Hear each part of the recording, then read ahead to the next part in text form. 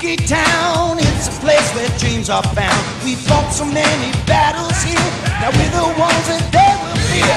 The cup resides within our town, we won't stop no letting down. The cup is ours, we're all to drink. It's our time, let's rock this ring. What is up, everyone? Welcome back to another episode of Hockeytown Rundown. You are here with us, your boys, once again, Derek and Zach. Just a duet today. What's going on, Derek? Happy Mother's Day, bud. Today is Sunday, May 12th, 9:55 a.m. Yeah, we're up nice and early doing it today just because of Mother's Day. The rest of the guys are either dying in bed or still sleeping, I think. So we're getting on top of it today. Shout out to all the moms out there. Happy Mother's Day.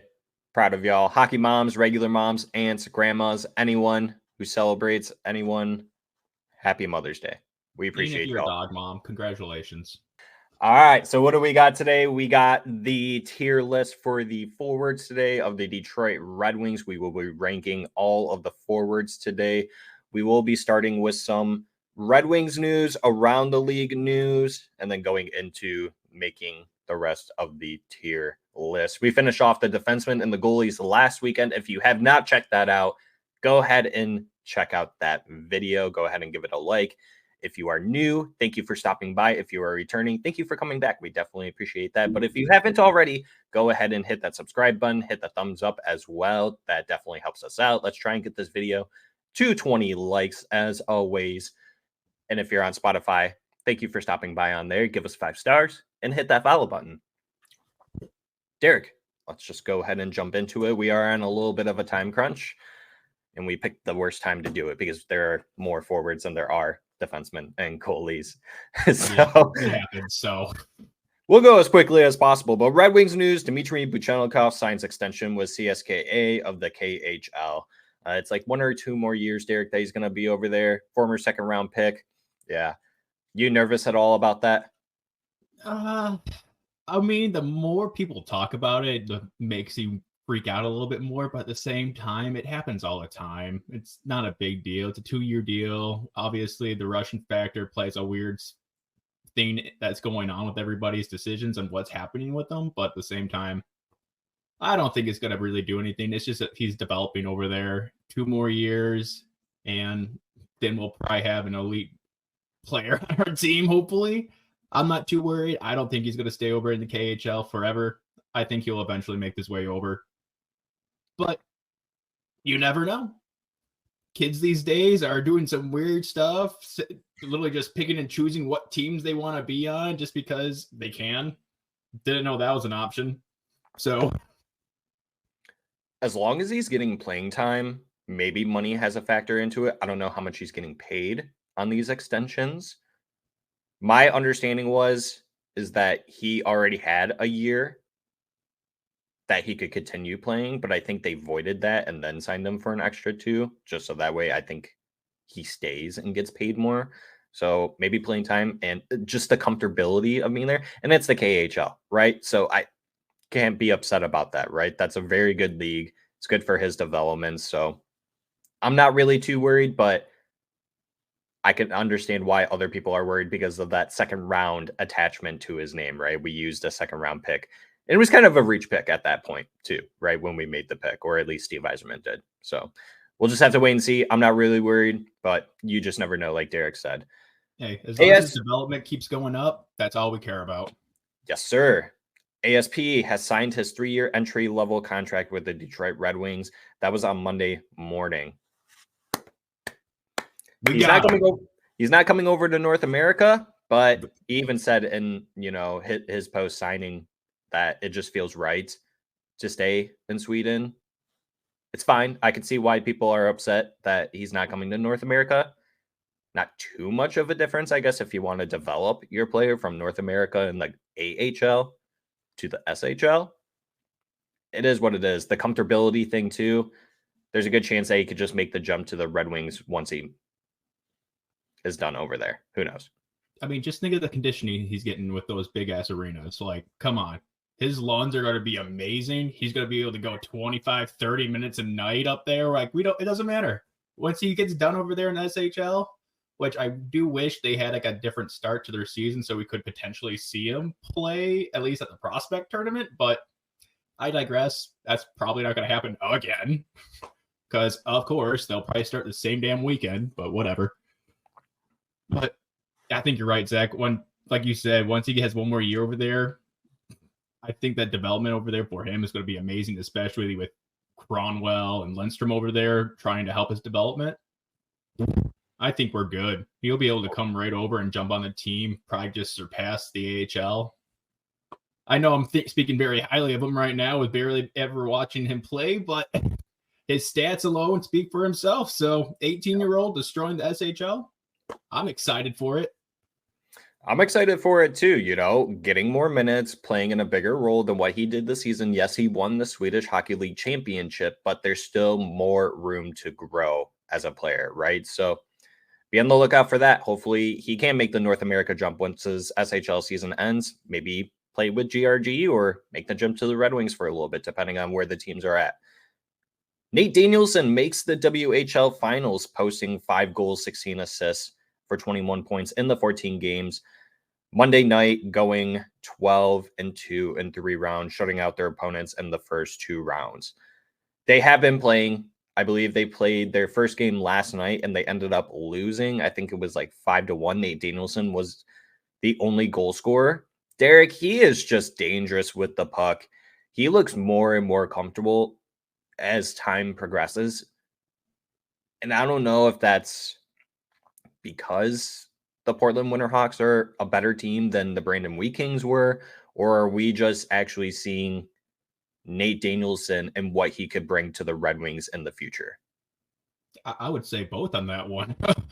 Obviously, he got like the perfect scenario happened where he got taken from the Wheat Kings was it the team before and put onto the Winterhawks. He went from a place where he had no support, no one who could actually produce goals, to a team that actually can produce. He can actually pass the puck to somebody and they can put it in the net. Obviously, shown by his 16 assists in 21 games or 14 games. Yep. Like, it just mattered who he was around. Obviously, that's always going to impact like how you're developing and what your stats are going to look like. If you're on a crap team compared to a good team, it's going to show. And thank God, like, Danielson is everything that we're hoping and dreaming of right now because he is producing at a high rate. And I can see him making that jump to the team next year because I thought he was going to be able to do it this year. Unfortunately, we just had all our spots filled up before the camp even started. It would be a little shocking to me if Danielson did make the roster before Marco Kasper does, only because I think Marco Kasper has more of grit to his game than I think Nate Danielson does. But Nate Danielson, his poise with the puck and off the puck is so fluent that I don't know how you can say no to someone like that. But once again, we'll just have to wait and see, Derek. But good points there for sure. Yeah, the only reason I see Carter making it above him is just because of his experience that he already has in the AHL and NHL. Only reason right now. Other than that, I feel like they're both equally paired. Yeah, I would agree with you 100%. Augustine, speaking of prospects, gets a how do I say this? Oh my God, why did I write it this way? Augustine shuts out the shootout for the team for Team USA in prelims. I believe he went 5 for 5. Alex Lyon, I don't remember if he let in a goal or not. Maybe he had a shutout as well. So Team USA ended up winning that game. I can't even remember who it was against. So pardon me for being lacking in my notes here. But something happened to Alex Lyon in the game the other day where he had to come up or had to come out and Augustine had to take over. Alex Lyon was 14 for 14 on his shots against. Augustine went 11-12. The game was 6-1, and then he posted a 917 save percentage. I don't know why that was so difficult for me to speak on that. Oh my goodness. I'm not gonna lie, I saw that in the notes earlier and I forgot to tell you, like, what does this mean? Yeah, that's sorry everyone. I apologize for that one. No, good for Augustine. If Alex Lyon is injured for this foreseeable future, that means Augustine gets at least a start. And I think that's awesome. That's what I wanted to see. was for him to get at least one start. Hopefully he can get a win. I don't know if you would count this one as a win for him or if that would go to Lyon, but glad to see he made majority of the saves. Sucks they let one in, but from what I saw, he looked very poised out there. He looked very calm, very much in control of what he was doing and controlling the pucks when they were coming to him. So good job, Trey Augustine. And then Ole Mata in his game against Great Britain, I believe that was on Saturday, gets a goal and an assist in an 8-0 win. I never knew Great Britain had a team. Yeah, they're not one that's talked about too much. And obviously, you can tell that we don't get a lot of prospects or any high-end talent from that area. So that's why not too many people know that they have a team. Not very often do you see someone from Great Britain getting selected in the NHL entry draft. That is correct. That's it for Red Wings news. There was a lot there. Oh, I almost forgot. Grand Rapids Griffins advances to the second round, which might not start until tomorrow on Monday. They basically had this whole entire week off. Did you see the video of Berggren running the marathon that was going on or whatever it was in Grand Rapids with his full gear on? It was absolutely hilarious. Jesus, talk about stamina. Like, I would have died in the first 500 steps. Granted, the video was just him walking just up the street or running, jogging up the street near the arena. So I don't think he actually did the whole thing, but it was pretty hilarious that he actually did that, though. Did the full get up and everything. No one came up to him or anything, but the other people were probably like, this guy, how dare he show us up like this? I really hope he finished the whole race at that point then. I do too. I kind of want to ask him if we can ever get him on. Jonathan Berggren, if you are watching or listening, please, we would love to have you on the show. Thank you. Lucas Raymond gets an A for the World Championships with Team Sweden, and then against Team USA in the first game that they played, both teams played, Raymond scores against Alex Lyon, winning 3-2 in the first game of the tournament. And it was a snipe coming down the slot, Derek. It was awesome. And there's our boy, right there with no A on his chest, but he does have one, like on Derek's jersey. He does have one. Derek, did you see the goal? Oh, of course I saw that goal. I don't know how you're allowed to do that to your own teammate. Like, come on. You know all Lyon's weaknesses. Why do you got to exploit him like that, Raymond? Come on, buddy. It was a beautiful goal. Lyon got embarrassed. It's okay. I also saw people saying Lyon should know where Raymond is going to shoot, but I feel like it's the opposite, where Raymond should know where to shoot and that he's going to score more versus Lyon saving more shots on Raymond. Would you agree with me on that? Oh, yeah. I mean, we all know that Lyon's weak up on that blocker side, and Raymond saw it and it's like, well, thank you. Yeah. Boom. Done. He just took it right in that corner. It's like, well, he saw it all the way. You can't do anything about that as a goalie. Like, you got your weak points, and he knew it. Steve Yzerman, if you can go into the offseason and get a goalie that is good and high danger shots against for saves, please get one of those. That would be awesome. Derek, let's go into around the league news. Playoff updates. Let's see here. New York Rangers leading 3-1. The Carolina Hurricanes won last night 4-3. And then the Dallas Stars beat the Avalanche 4-1 to take the series 2-1. And I'm trying to check the other ones. The Edmonton Oilers and Vancouver Canucks are tied 1-1. And then the Florida Panthers lead the Boston Bruins 2-1. You shocked by any of these? I'm kind of shocked that the Canes almost got swept. Yeah, that's probably the only one that I was more so surprised about. Mainly because of the shot total the last 3 games for Carolina alone. Shergazilla just playing out of his goddamn mind when you save, 55 shots on 57? Like, then what was the next night?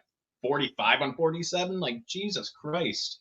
Yeah, Carolina's been shooting the puck a lot, and I'm maybe I shouldn't be surprised by this, but I am, that each game has been decided by one goal. Every game. Hasn't been multiple. It's always been by one goal. So it's not like Carolina's been playing bad. New York Rangers are just shooting the puck a little bit better. Which I guess maybe that's my mistake because I picked the Canes winning the championship together. I thought maybe their defense would be able to hold back all the scoring opportunities that other teams would bring to the table. But Rangers, they got a lot of good players on that team, Derek. And is Carolina is it their system? Is it their players? What do you think? I think the Rangers are just capitalizing on all their shots that they're taking. Like it seems to be an even till match going through the entire game, and sometimes it looks like Carolina is actually the one on top of it for most of the time. And just out of nowhere, we start seeing these goals getting racked up for New York and them at the same time. I'm like, how are they going back and forth so evenly when one team does look like they're overproducing the other? But we've seen that happen nonstop with the Red Wings, so it's just hockey. It's one of those sports where you just don't know what's going to happen at this point. Well, I thought the Rangers were going to sweep them again and go 8-0 for the playoffs, but if they did that, I was like, well, my entire bracket's screwed up. Rangers are going to win it, but at this point, could Carolina make the comeback? I don't think so. I think that's It'd be tough. That's grasping at straws and win 4 straight, but it's possible. Yeah. Best of luck to them. Can I get a mulligan and change my Stanley Cup championship answer to the New York Rangers? Because that's what it looks like. Yeah. I mean, or you can go with, I'm still going back and forth with Florida Panthers here after they lost, 1-6, and then come back and 6-1, 6-2. So, there's always them to throw in the mix there too. But Boston could come back and just start whooping their asses too. I don't know. Welcome to the playoffs. Anything can happen right now. Anything can happen. Much like how the Ottawa Senators can make anything happen where they sign Travis Green to be their next head coach for like the next 4 years. Yeah, we kind of saw that one coming. Is it going to last the full 4 years? I don't know. Can you assume, because this is what I'm doing, can you assume that they're going into like another rebuild, but not tearing everything down rebuild? A reconstruction, maybe. I know there's another phrase for it, like a retool type deal, because they have like components in places that they should be a good team. As much as I don't care for the Ottawa Senators anymore, and the fact that I'm hearing rumors about Tkachuk getting traded to New Jersey, so yeah, I could see this being a nice little retool system. They have pieces in place for a long time already with people signed that are good. They just did terrible at building around those components. Yeah. And I mean, a lot of the same player, honestly. I mean, they have a lot of grit. Like they got that. They have really good players in Tkachuk, Stützle, Atherson. I mean, that'll get Joe Pinto out there even. He's been doing great since his 41-game suspension. Yeah. Part of it's probably due to coaching too, but yeah, I think that they just need to retool a little bit if they ever want to be a little bit better than what they've been recently. So, speaking of laughable teams and organizations, the Leafs fire head coach Sheldon Keefe. He did have a 2-year extension left on his deal, and we're hearing that the Devils may be interested in getting a Sheldon Keefe. I'm not surprised that Sheldon Keefe got fired. I'm a little surprised that Shanahan still has his job. I know they all had their media pressers and everything. The Marner comment about they looked like gods and everything. I mean, the whole being a Maple Leaf, the whole thing about it, it's weird to me. I don't understand how time and time again you just keep proving everyone else right that you guys are one of the main laughing stocks in the whole entire NHL. Yes, you have a really good regular season, year in, year out with this core. But everyone knows what's going to happen. It's first or second round knockout. It's always 95% of the time it's first round. You got to do something about it, Derek. Are you shocked by the fire? No, I was shocked that he still was around so much longer after that final press conference he had. Literally saying that the other team is just giving us the game to lose for ourselves. Like they're just setting us up to lose. It's okay. It's like, yeah, buddy, I mean, if he didn't know then, he put the final nail in the coffin real quick. Yeah, that's for sure. But yeah, more so just surprised Shanahan's still there. But again, I kind of figured that they would keep him around at least one more year to try the system out one more time with him. But I can still see a change up here in the offseason.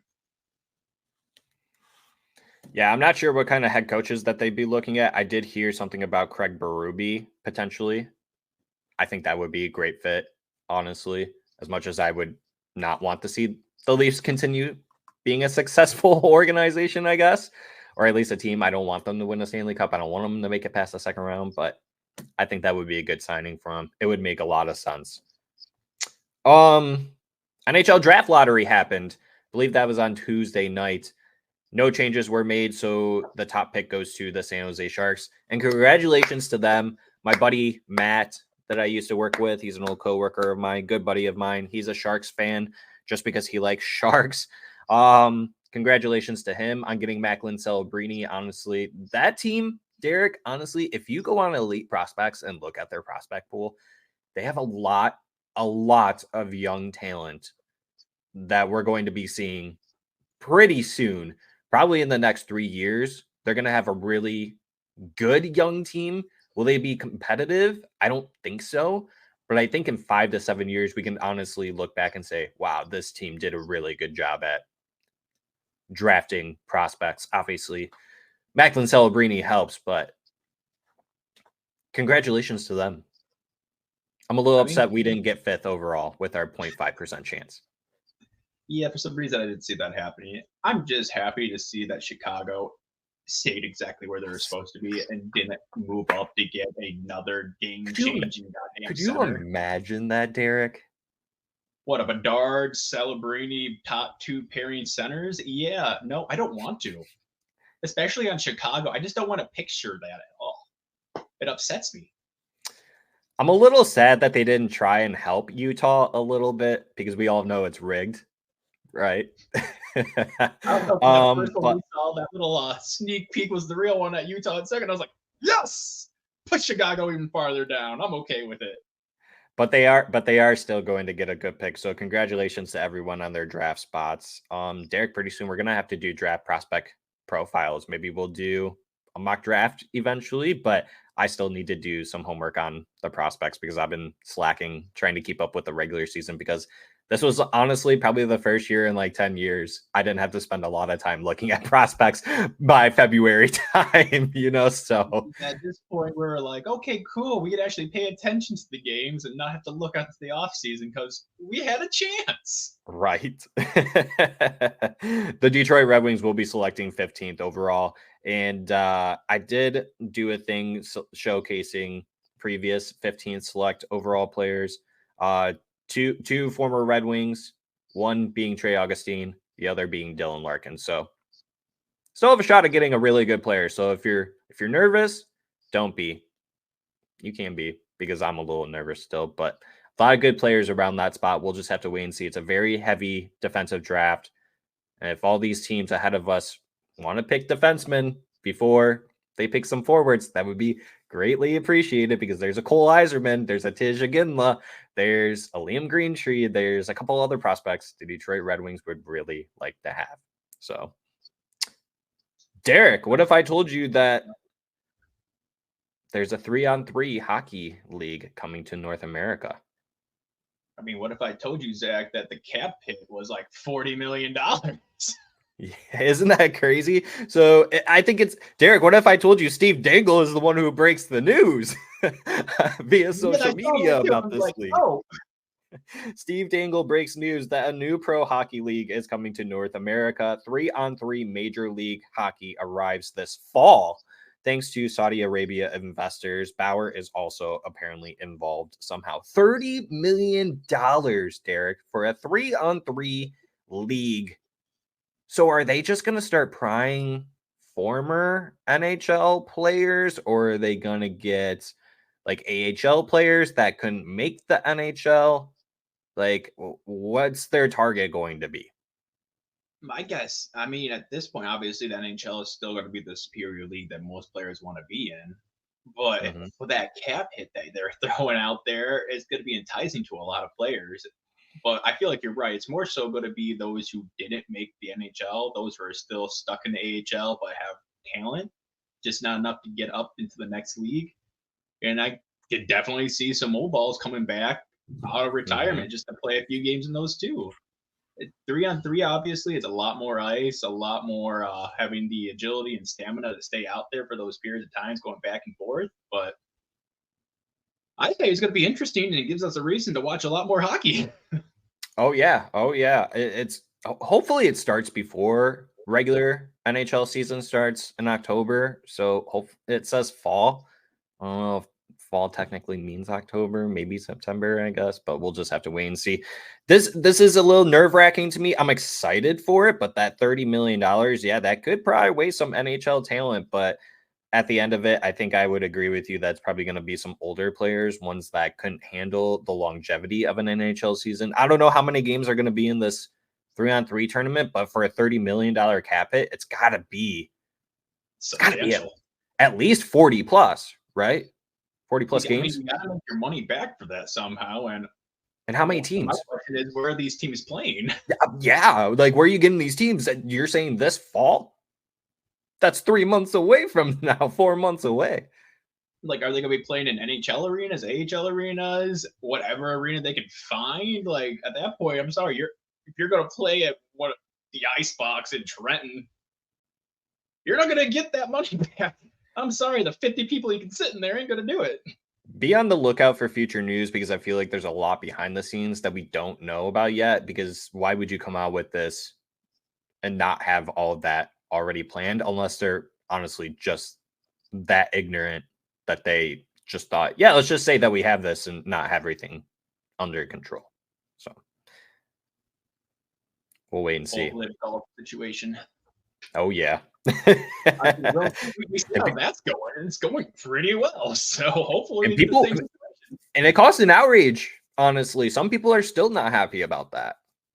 Oh no, I think it's kind of fun. Like, let me tell you, virtual golf is a lot easier than regular golf. Just goes to show you that money talks, man.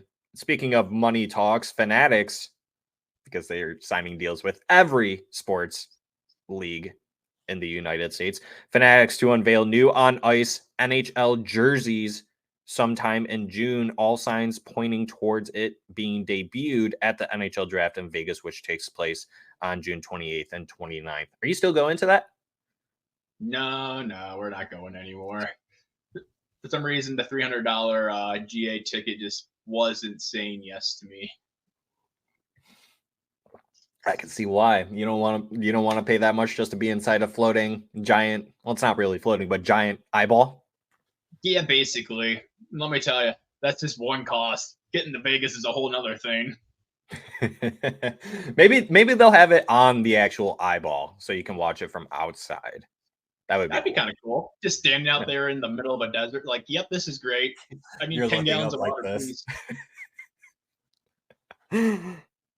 All right, Derek, we can finally hop into the tier list making. Let's go ahead and jump right into it, right? So we got all the forwards that we still have to do. Won't go too in-depth with all of these players, but obviously we'll still give our 2 cents about them and expectations and why we're selecting them for the spots that they're in. So, Derek, you're the leader here. Take it away. All right, buddy. Well, let's go right down the lineup we have down here. Our first boy is one of our newbies. Cat Attack coming up first. Cat Attack. I like that, honestly. I never thought of that. Not once have I heard that. I think that's a pretty good one. We might have to make that into a shirt. All right, Zach, how do you feel about him? So, off-season acquisition, we traded a late first-round pick depending on where Boston lands in the playoffs, right? So they're going to be in the high 20s. So great value for someone who almost put up 30 goals. He was right around 70 points, I believe. If he didn't get it already, no, 67 points. Sorry, I had to pull it up. I thought he was going to be a 30 goal scorer. He was just under that by 3 goals. 40 assists was nice. Expectations, I thought he was going to do better than what he did in Ottawa. He did a little bit better. I think it was by like 1 or 2 points. So he didn't meet my expectations. Derek, honestly, I kind of want to give him a D or a C. He had really great moments. I'm not here to talk about the moments. I'm here to talk about the expectations. He didn't meet my expectations. Did he meet yours? Where would you place him? Coming into a new team like this off a weird deal where he just didn't want to be at a place and was unhappy with it, I didn't expect a whole bunch. I knew that 40-goal scorer thing wasn't going to happen, especially his first year with us. That's just asking way too much, especially getting thrown on a brand new team. And the fact that he did produce for the team, one of our top point producers, obviously. Were we hoping for more? Yeah. I mean, at the end of the day, we were expecting them to do a little bit more. At the beginning of the season, he was running down the points tremendously. And then he would just have these cold streaks for months on end, where it definitely put a damper in what we thought he could do for us. Well, I'll give him the benefit of the doubt. Coming into a new team, new teammates, trying to learn the system and everything like that. I give a little break on that end. He didn't produce the way I would think I was hoping he would, but he did do subpar. So I definitely go around the B range for him. I will say, because you are right, there were plenty of times where the start of the season, Derek, at one point, he was on pace for like over 150 goals, like 200 goals, right? Because he was just scoring at an outrageous pace with Dylan Larkin. We were a very hot team. Then he went super cold for a very long time. I think it was like 15 games or something like that where he wasn't scoring a goal. He was getting assists, but he just wasn't scoring goals. But he did get in a couple fights. He was getting into scrums. He was being a gritty player for us out there. So I can at least meet you halfway. Maybe the D was a little rough, so I would go B or C. You said B, so I would be okay with putting him in B. Okay, yeah, you made it to the B ranking. You were a success, but you did not fail us completely. So, and you are correct though, because you do have to give him the benefit of the doubt a little bit. That not just for him that this was a new team. Now it's his third team in 3 years, but half this roster was new, right? So a lot of players had to acclimate to this system really quickly. So there's the benefit of the doubt for him. Who do we got next, Derek? Who we got next on this list is Comfer. JT Comfer. Brought in as a 2C, another offseason acquisition via free agency. I mean, for JT Comfer, he was another player who looked hot at the start of the season. He finished the season with 77 games played, 19 goals, 29 assists, 48 points. I was expecting a little bit more. I like his style of play. Very good two-way game. He is a very good player. I was expecting a little bit more. I was kind of hoping he would get into 20-goal territory. Just a lot of times where he was cold. It was disheartening almost. It made me feel like that it almost made me feel like, did we just sign another Andrew Kopp where we signed him to be a 2C and he's ultimately not a 2C? Do I think he is a 2C? Yes. Is he an elite 2C? No. So I have to temper my expectation a little bit, but I thought he would be closer to like 60 points, maybe 65. So, but he had a lot of really good moments too. So I'd probably put him in the C and D again. Probably leaning more towards a C.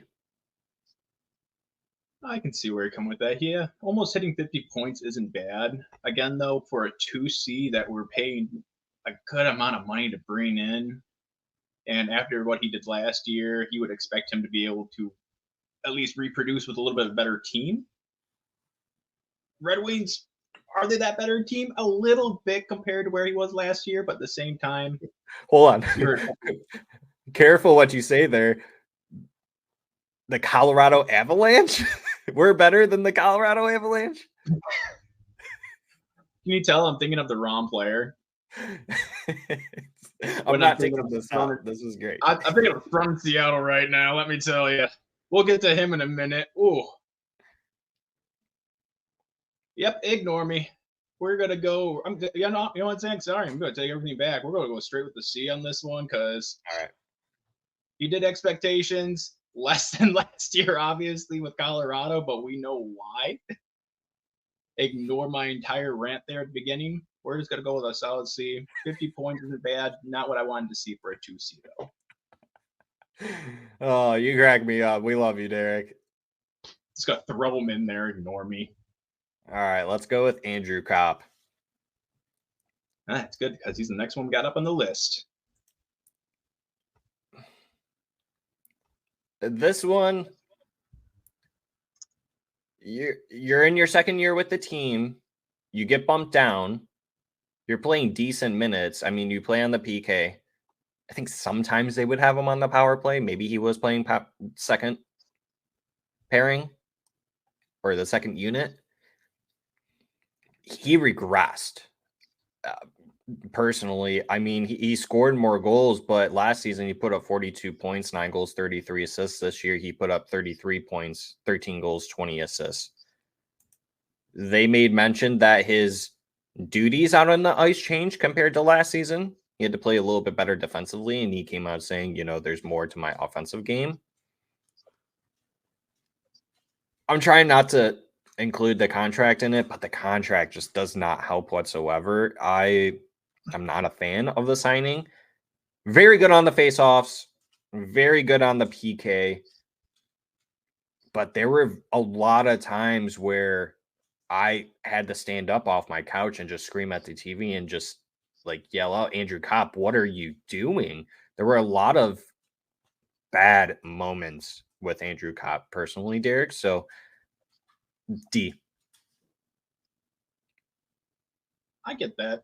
I mean, for the last few months, we noticed that the third and fourth line were really producing a little bit for us too. So I always play that into a factor, like Rasmussen, Kopp, and all them. They were doing pretty well for us, especially when our first and second line weren't producing at all. But you're right, Zach, in the fact that they disappeared for a while. It was like they either were doing everything for the team or they were doing absolutely nothing and basically just costing goals, costing defense, and all this other BS that we didn't want to have to deal with for somebody who we were paying premium dollar again. Trying to keep that out of this. But we all know that contract hurts us. But that's not what we're going off of. We're going off what they did this year, their production. And at 33 points, it's not bad, especially for a third, fourth line center. Right. Yeah. But we were expecting more out of him, especially after last year. This is his second year. He doesn't have that leeway of joining a new team, new line mates. Oh, that's a lie, obviously. There's a lot of new line mates out there, but not the ones he's really playing with. So I figured at that point, they should have had a little bit more to go with. They did well at points, suffered at points. At best, I would give him a C.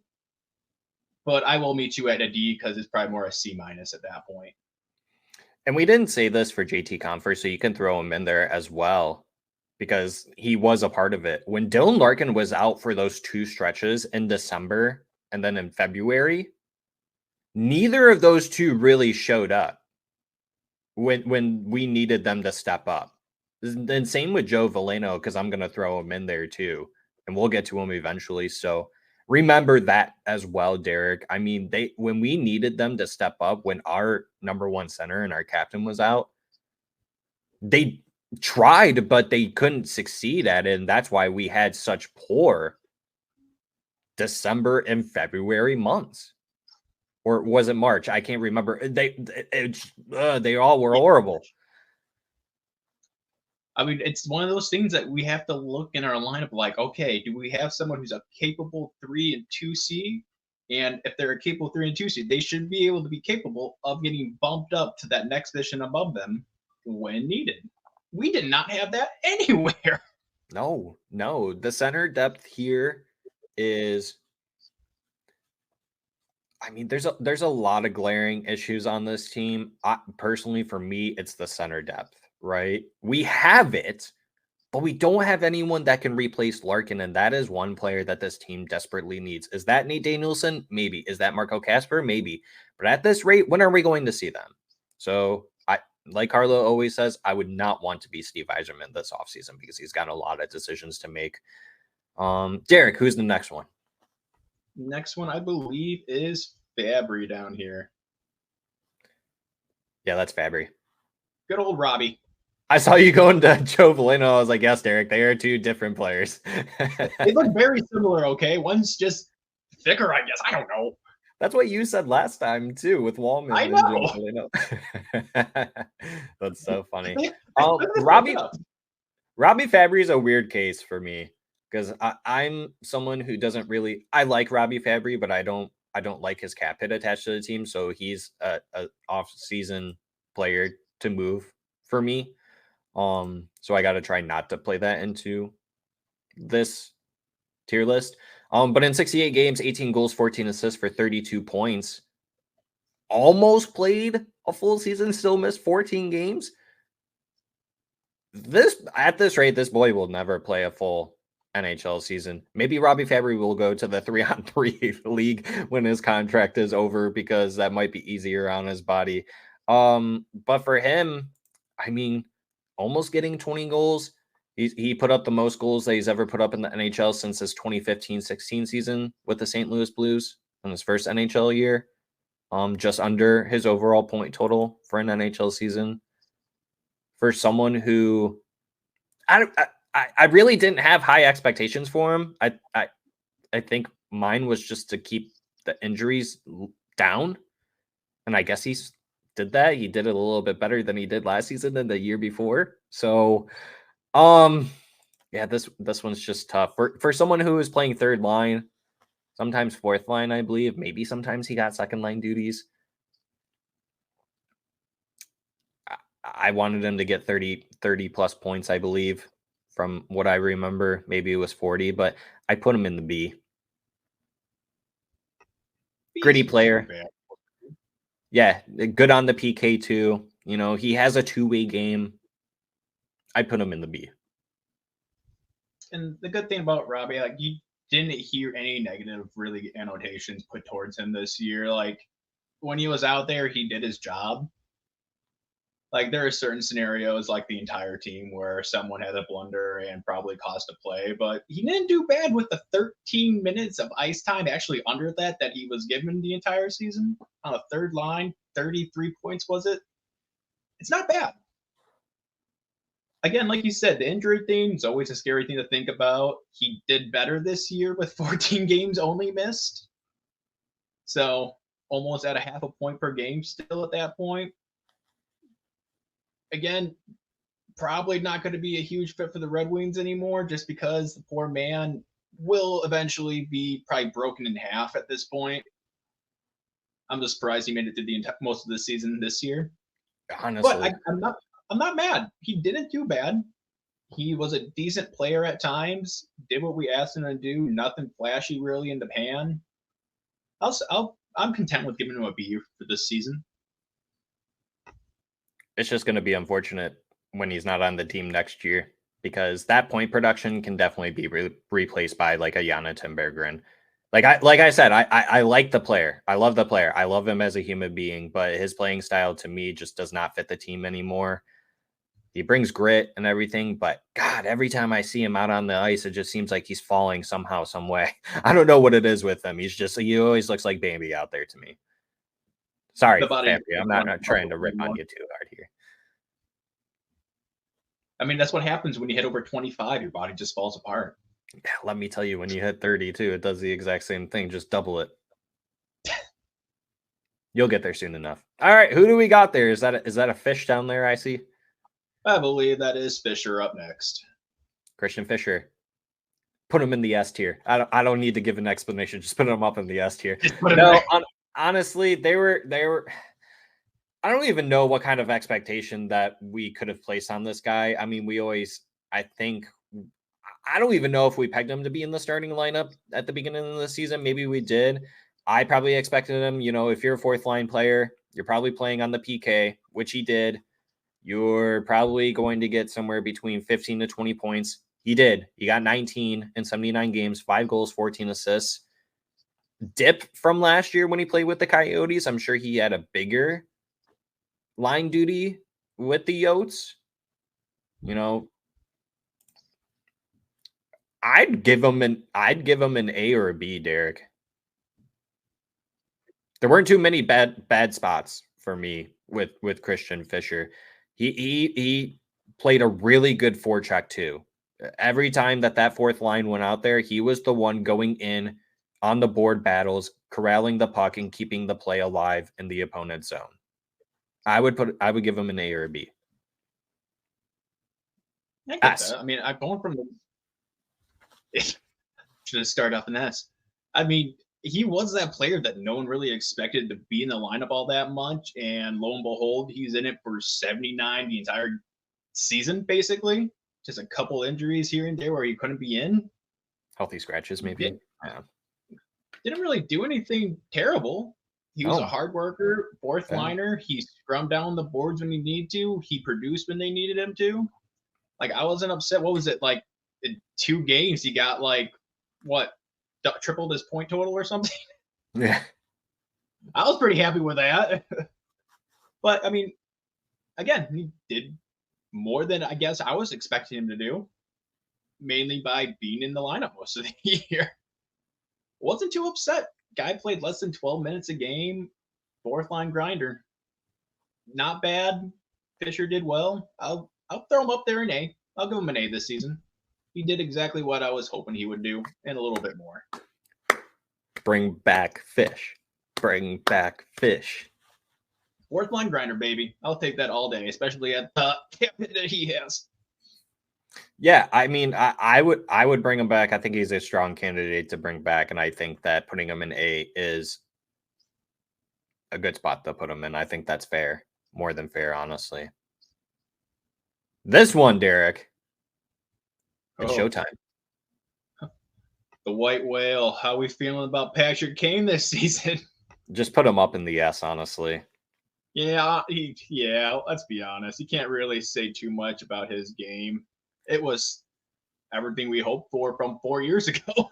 Mid-season acquisition, pretty much mid-season. He came in just under a point per game. This guy,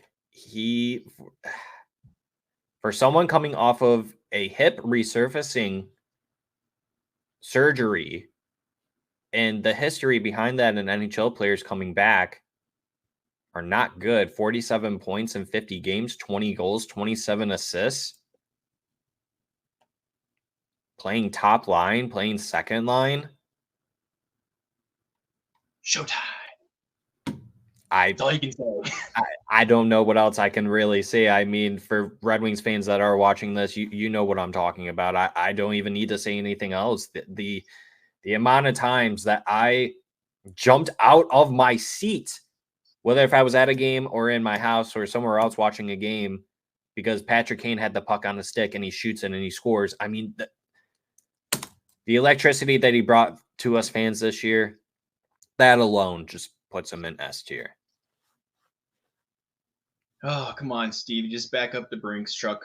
Give him that 2-year deal. Get him the 39. I don't care. At this point, I'm giving him a 3-year deal. Just suck it up. Just give him the 3-year deal. If you have, worst case, you have to put him on LTIR. Just give him what he wants at this point. But if it's like $6+ mil, maybe rethink it. I don't know. Maybe we'll see. But 4.5 for the next, 3 years. I think that's a nice deal to take, Kane. Come on, buddy. Steve, just do whatever you got to frickin' do, my dude. Showtime Patrick Kane wants to be a Detroit Red Wing. There's a reason why he came here the first time. He doesn't want to leave. He wants to stay here in Motown, Detroit City. Make it happen. Come on, let's just take away it from Chicago and retire his jersey over here. They already got what's his name? Oh, God. Chelios? Yeah, thank you. Oh my God, I'm like, how am I blanking on that name right now after that game and night? Oh, like they got Chelios. Let's just steal Kane. Screw them. He's ours now. All right, Derek, who do we got next? Oh yeah, Kane was a pretty easy one to jump through, huh? Oh, our pride and joy of the team, Dylan Larkin. Same thing with him. Just throw him up in the S. I mean, that's your number one center. That's your captain. Just under a point per game, I believe. I'm letting it load right now. Oh, just over a point per game. 69 points in 68 games, 33 assists. Led the team in goals, 36 assists. Yeah, Dylan Larkin, heart and soul of this team. I don't know what else I can say. This guy was just all over the ice, does everything that you hope and ask for of your captain. Just S tier rank, Derek. I mean, I really don't know what else I can say. The team fell apart literally when he wasn't there. Correct. Where else are you going to put the literal glue of a team than an S tier? Especially when he produces that much still and not being there that many games and is still your top player on your team. I mean, Raymond, we'll get to you, buddy. You're a close second, let me tell you. But you can't do anything without your captain. And Larkin was literally the heart and soul and brought that team together and made them do all the pushes that they needed. And when he wasn't there, it was a disaster. So you can't put him anywhere else but us at this point. Yeah, I agree. Who's next? Who is next? Boop, boop. And we got Daddy P. Daddy P, David Perron. All right. David Perron. I was a little nervous for him because he wasn't doing well at the beginning of the season, or at least midway through as well, because of obviously, like you just mentioned, when Dylan Larkin was out, everyone was suffering. 47 points in 76 games, just 9 points short of his previous total of 56 points, 17 goals, 30 assists this season. I wish he got to 20 goals. That's kind of what I was expecting. But I did expect a little bit of a drop off because as you get older, at 35 years old, you're going to start going down the hill a little bit. So still, there were plenty of times where he looked gas out there, but I still think his two-way game, his mentality on the ice is there. There were a lot of times where he was being, it seems like he was being the coach. He definitely was a father figure to this team. He just did a really good job overall at leading this team when they needed it. Granted, they didn't make the playoffs, but that's not on David Perron. I think he did a really good job at maintaining the composure of some of these players, maybe all of them. So for me, I would probably say a B or a C. I probably wouldn't go as high as an A. I wouldn't say that he surpassed my expectations. I think maybe he just met them or maybe went above them. So B or C. Yeah, that's not a bad ranking for him. I mean, Perron is what he is now. We knew what we were getting. His game is what it is now. He really doesn't have the feet to move him around anymore. He doesn't have the great puck control, but his compete is outstanding still. He's one of our only players that will go into a board battle and destroy the other team and get that puck out for us. And he wins those battles probably 80% of the time. Like, he has some good quality. He has great leadership. He's just getting older. Like you said, Zach, we anticipated that there'd be a drop-off from last season. A little bit more expensive than I was hoping, especially in the goal area, but he was producing on the assists and still got the good point total. A little over a point, half a point per game. Do I think he should be playing up on the second line still? No. Definitely third liner at most right now, I would say, for Perron's situation, but at the same time, going with a B for Daddy Perron, because I'd say he just hit expectations this year. I go with a B. All right, slap him up in a B. We have a lot of B's on this team, I'm realizing. I know. I feel like that. I feel like these would be interchangeable. Like, imagine if we had Matt and Carlo on here, maybe we would put some of those in like a C, maybe some would be an A. So who knows? I feel like they're a lot more judgmental than us, though. I feel like we have a lot more B's for some reason than us. Judgmental in a good way. No harm feelings there, Carlo and Matt. All right, Derek, who's up next? Who do we got? We only got a couple more here. Yep, we're winding them down, and it looks like we got the blue-eyed devil himself, Rasmussen. The blue-eyed devil. Oh my goodness! All right, Michael Rasmussen. Scared when we stare into his eyes, because I am. Moose. Yeah, I would not want to look into his demon eyes either. Yeah, Moose signed an extension this season for 3 years because he's been putting in work every season. He's definitely progressed, at least in the point category. He's progressed on the ice from what I've noticed. I was expecting a little bit of a bigger jump only because of what he gave us a taste of last season when he kind of started taking over. Not to say that he played worse, but I kind of was expecting maybe a little bit more. But I can't say this season was not a success for him for someone who was a consistent, good third line player who also can play PK. Just needs to drive the net a little bit more. I feel like he just needs to play net front too, because that's what he did in juniors playing. That's how he got most of his goals. That's why we drafted him to kind of be like a Thomas Holmstrom player. I'd give him a B or an A.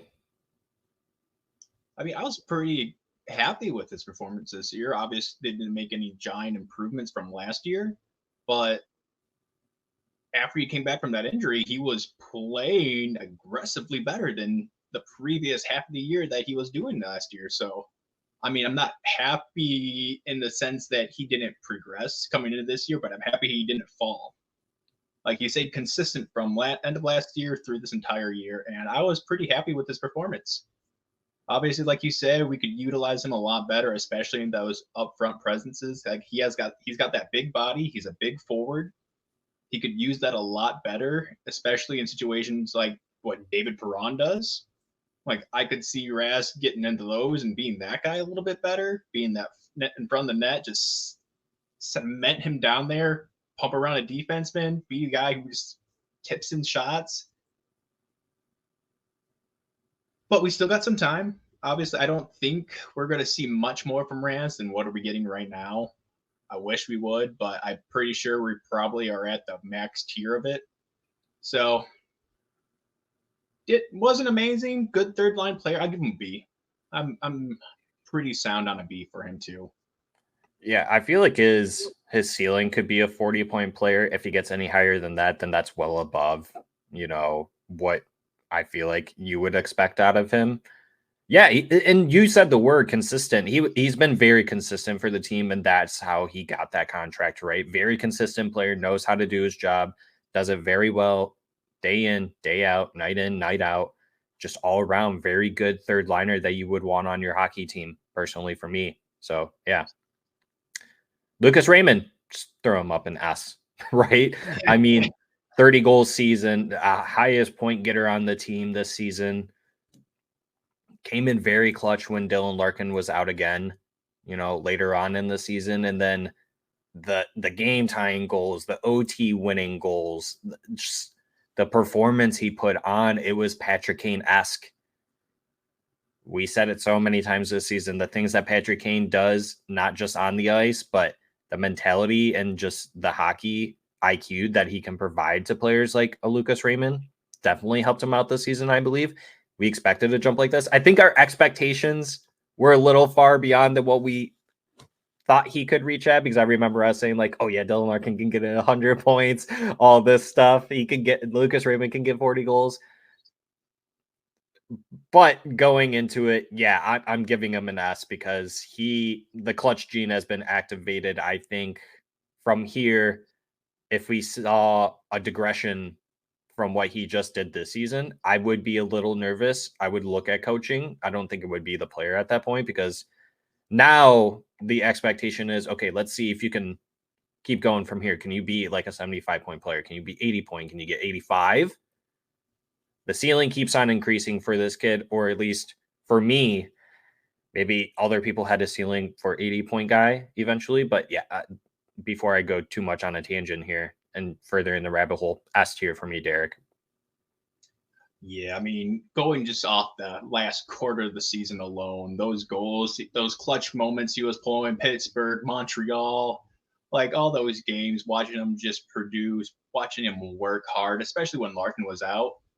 Who was the only name that you would see up on the board? Who was the only person putting on a show for us working hard? It was Raymond out there driving that entire team. Without Larkin, it was Raymond, and I'd be surprised we don't see an A on Raymond's sweater next year. I mean, are we getting a taste right now with him wearing it on his jersey as he plays for the Worlds? I don't know. I feel like that might be a good sign, because after Larkin, he's our next best player. Like, could he actually surpass Larkin? Possibly. Like, obviously, Larkin had a rough start when he came into the Red Wings. We don't want to relive those days, but the kid did well. And we got Raymond overproducing what I believe he did back in those days right now, correct? Knocking stuff off my dresser.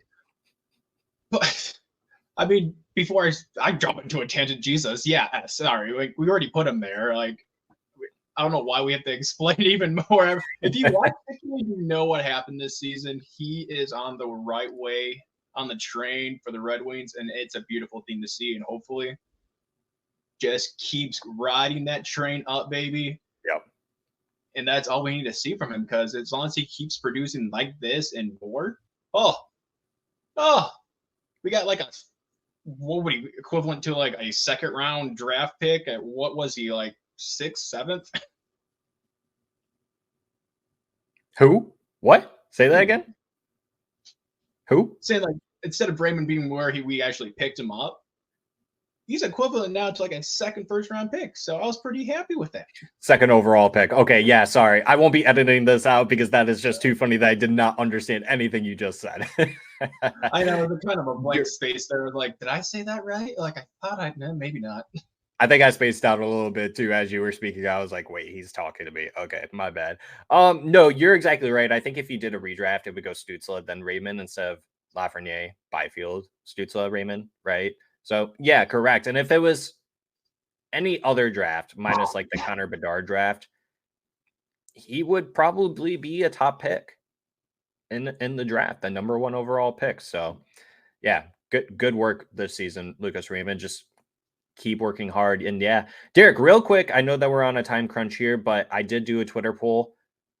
If there was an A that you could give out to any player, but the 2 choices were Seider and Raymond, who would you select to get that A? Out of like the 252 votes, I think it was like 51 or 52% said Moritz Seider. Would you agree with that? Just be quick about it. Yeah, I would agree with that. I agree with that, because Bo is such a concrete foundation, 1D, our main D for our team, and he's going to be here for hopefully his entire career if we do this correctly. Yeah. So yeah, I would have, like, obviously Raymond produced ungodly and will continue to, but we have our cornerstone in Raymond, or not Raymond, Insider. So you could say Raymond too, but yeah, I would go with you on that and say, yeah, I would probably give Seider the A first, but Lucas Raymond really is making a case, and quite surprised I was that close on the poll. So thank you to everyone who voted on that. That was greatly appreciated. And Derek, we're going to go with the baldy Daniel Sprong. Sorry, Daniel. Daniel Sprong coming over from Seattle. For me, I really don't remember what my expectation was for Daniel Sprong. I probably wanted him to be relative to what he did with Seattle. He wasn't quite there. He was making the case. Like he came up pretty close, just by 3 points. Under his point or his goal total by 3. So he got 18, 25 assists, 43 points compared to last season. With less games played, 10 less games, he put up 46 points for 21 goals, 25 assists. So second half of the season, Derek, he just completely disappeared. There were times where he was a healthy scratch because he just could not figure it out what the coaches were asking him to do. He couldn't play a defensive game. He very much is one-dimensional. He was the replacement for Dominic Kubalik when we traded him to the Suns with the Alex DeBrincat trade. C or D? Yeah, he really, I mean, like you said, beginning of the season, he was producing very well. It was looking good, and he was on the up and up. But after that, just kind of disappeared. I know there's been some tension with him, the coaching staff, and what they're trying to get him to do and what he thinks he should be doing. And obviously, it doesn't look like Sprong's going to be part of the team next year, from what everyone's been saying quite frequently at this point. But yeah, I mean, I was hoping for a little bit more, especially coming off of Seattle. They were not terrible last year, not the greatest, but not terrible. I believe they made it to the first round, right? They did. Not a worse team. 20 goals on that team, not doing bad. We're hoping for something similar. Kind of got there, but like you said, it was mainly the beginning of the season production, then healthy scratches here and there, not doing what he's needed to do, letting up dumb goals and whatnot here and there. Just fell off the radar a bit, and sadly, like I said, won't be with the team most likely next year.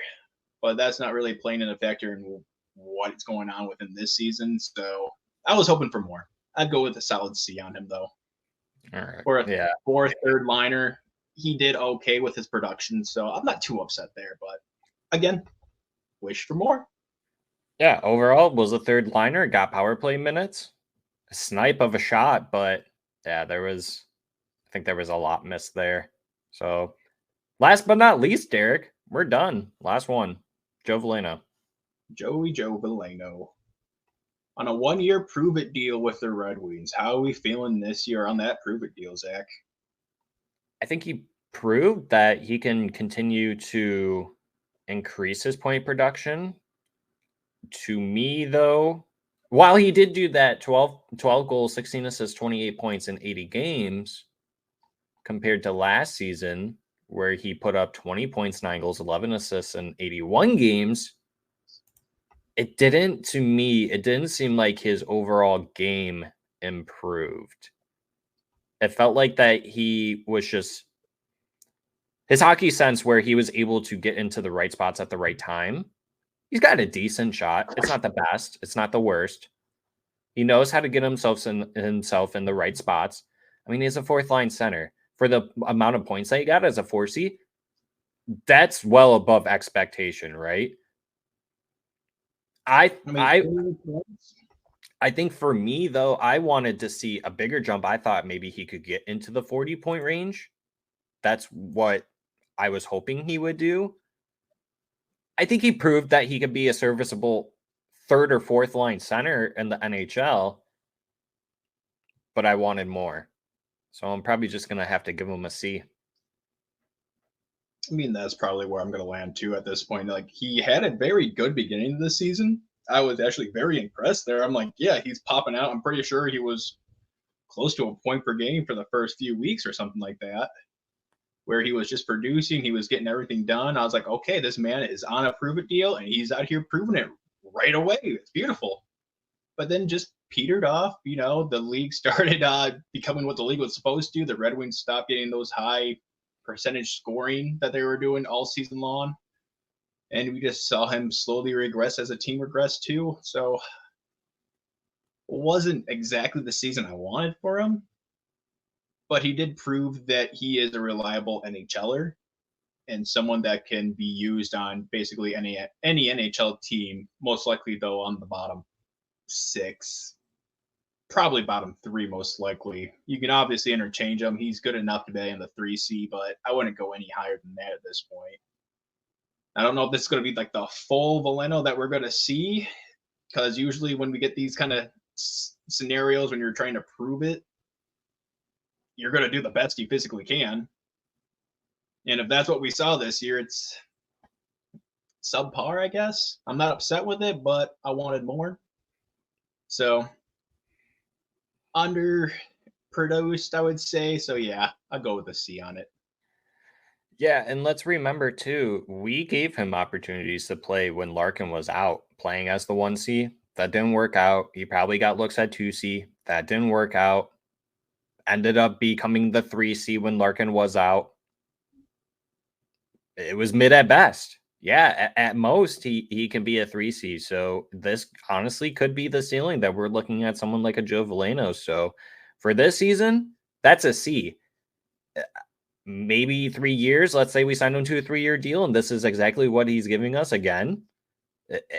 I'd probably put him in a lower tier, but if he's staying consistent with it for a 4C, then I guess I couldn't complain either. But yeah, I feel like Joe Veleno could be a great trade candidate this season, especially if he wants term. I don't think we can give that to him. And at that point, bring up Casper or Danielson or whatever you got to do. So, Derek, we're done. We did it, buddy. I mean, I'm not going to lie. It doesn't look as bad as I thought it was going to. At the same time, we have a lot of people that just were average. I mean, it fits with this team. We were average. We finished bottom in the bottom 15, 15th worst team in the league. I mean, if you were to do this for the Colorado Avalanche, I guarantee you they'd have maybe double the amount of S's and A's than this team would. So I'm very shocked that we only had 3 D's and F's. Yeah, honestly, the team, it kind of goes to show you what the team did this year. Like, look at their S tier. We had some games that we played out of our mind, but not many of them. A tier, we played up to our standards, I would say. Then we got the B tier, going back and forth, playing against bad teams and good teams, winning some, losing some. Beating Colorado, losing 2 times to Arizona. Then we got the C, D, and F, where the games that we just shouldn't have lost, but we somehow lost. I say that F down there is probably the one against San Jose. The one I had to go to, unfortunately, and watch that 8-goal scenario in the second period with 6 minutes left. That was great. Yeah, you and Matt both. Ouchtown. God, that's what I call an F.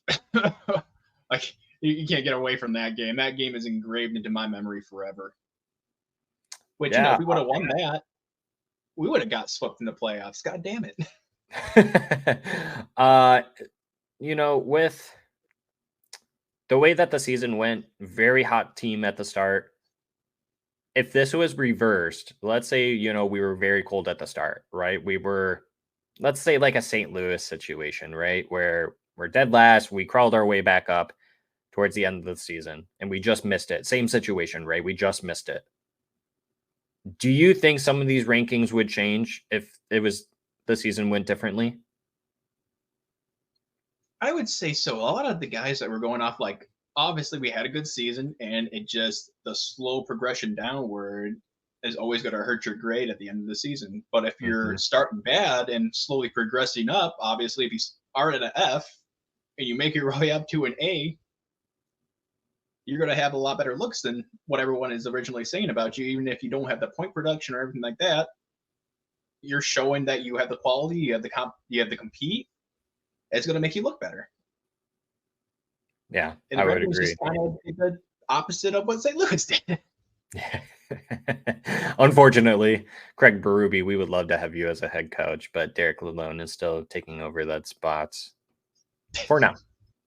We're not kicking him out. It's like he's still just there. We'll see. Carlo hopes so, at least.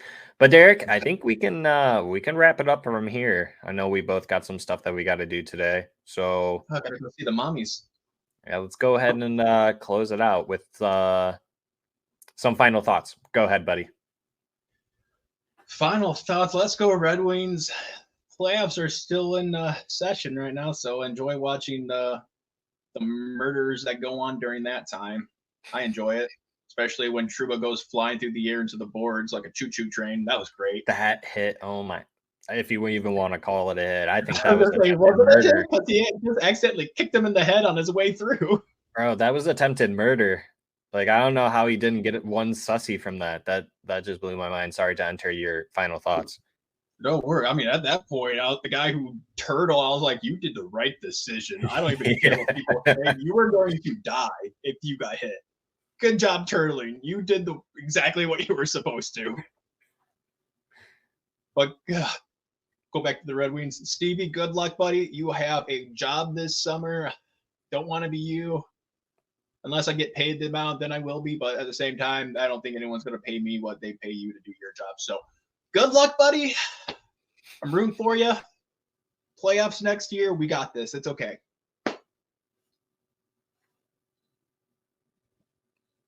My final thoughts are, thanks, Derek. My final thoughts are, let's go Red Wings. Let's go Grand Rapids Griffins, second round. I'm pretty sure. Well, I'm not pretty sure. It might start tomorrow. I know there were a lot of teams still playing. I don't know how that's all going on with those matchups, but probably Monday, probably Tuesday, maybe Wednesday even. I know the AHL, they do a weird scheduling with their playoff system. So Canes still have a chance. Do me right on my bracket, please. That would be nice. I honestly don't care who wins. The Leafs are a laughingstock. The Sens, you're also a laughingstock. Yeah, Steve Yzerman, I would not want to be you this summer unless, like Derek said, you're gonna pay me the same amount as you get paid. But then I probably still wouldn't want to do it because I'd have no hair left. But yeah, let's go Red Wings. Let's go Grand Rapids Griffins. Make the cup run. And yeah, that's it. I think I'm good. 15th overall pick. Derek, real quick. Final question of the day. Are they going to make the pick or are they going to trade it? Oh, we're gonna make that pick. Let's be honest. Right. There's so many D going first. I'm hoping that Cole Yzerman falls all the way to 15, and I'll be so happy. That's what people are saying. I'm hearing some words on. You might not know who this guy is. I think is. I'm not even going to speak on the player because I don't even know really his name. Barkley, Colton Barkley, or I've heard Cole Bartley. Colton Bartley, is that his name? I don't remember. He's like a smaller guy. I've heard that he could fall too, but he's like a really sick player. But we'll wait and see. But yeah, those are my final thoughts, Derek. I think we can go ahead and sign off and say thank you to those who have joined us today on this brand new episode. If you guys are new, why don't you go ahead and hit that subscribe button? Leave us a thumbs up if you are new or returning. We definitely appreciate you guys for joining us once again. If you're on Spotify, go ahead and rate us those 5 stars and hit the follow button. That really does help us out. And check out our store. I keep on forgetting to mention it at the start of every episode, Derek. Go check out our store. You can go buy merch, some apparel, whatever you want to do with it. Give it to your loved one. Give it to your mother. Great Mother's Day gift. A late Mother's Day gift. You want to think about Father's Day? Dads love octopus. They do. Dads love the puss. Let's be honest. Oh my goodness. I didn't want to be the one to say it. I'm glad that you did, though. You put it on the spot. I can't. You like silver platter to me. I'm going to take it. And we're going to end it from there and before we get in trouble because of Derek's words. And until then, we'll see y'all on the next one. And happy Mother's Day, everyone. Goodbye. Bye, y'all.